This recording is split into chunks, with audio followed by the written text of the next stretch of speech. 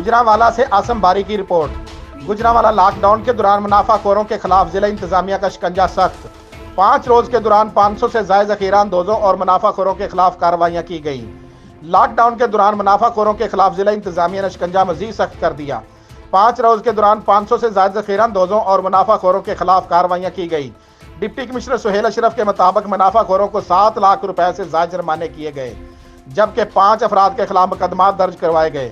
Deputy commissioner کے مطابق lock down کے دوران منافع خوروں اور ذخیرہ اندوزوں کے خلاف کارروائیاں مزید سخت کر دی گئی ہیں اور آٹے، چینی اور گھی سمیت اشیاء ضروریہ کی مصنوعی قلت پیدا نہیں کرنے دی جائے گی۔ ڈپٹی کمشنر نے پرائس کنٹرول مجسٹریٹ کو ہدایت دیتے ہوئے کہا کہ وہ بڑے ذخیرہ اندوزوں کے خلاف بھرپور کارروائیاں کریں۔